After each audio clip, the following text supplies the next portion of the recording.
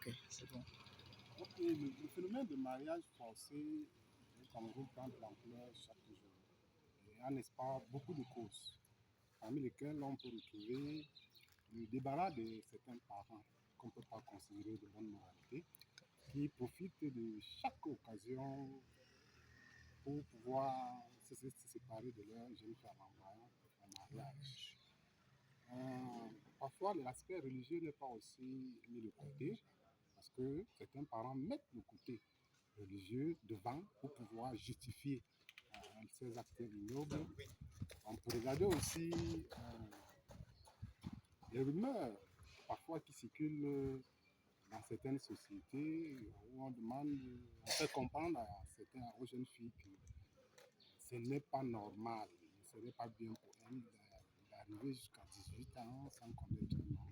Sinon, elles sont exposées à certaines maladies entre guillemets, et ce qui pousse la jeune fille dans une situation de faiblesse et qui s'amène à accepter au premier venu. Et ça encourage et ça alimente encore ce phénomène de départ forcé en mariage pour la jeune fille.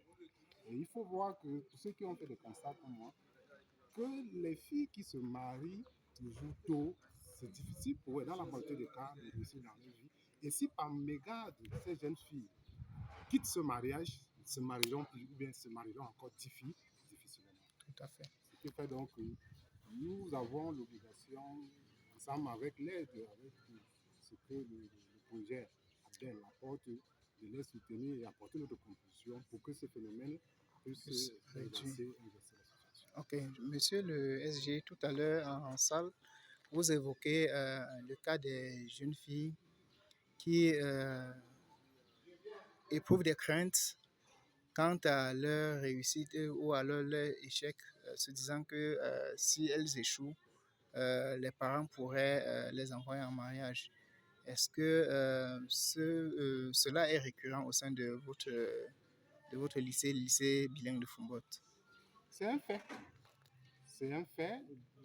J'ai la chance, de par ma fonction, de collaborer tout le temps avec les élèves, filles comme garçons, et recevoir les plaintes que ces enfants-là viennent exposer dans le but pour elles de trouver la solution. Et parmi ces plaintes, c'est cette pression morale que les parents font sur ces jeunes filles, disant qu'ils attendent jusque-là. Les enfants le savent.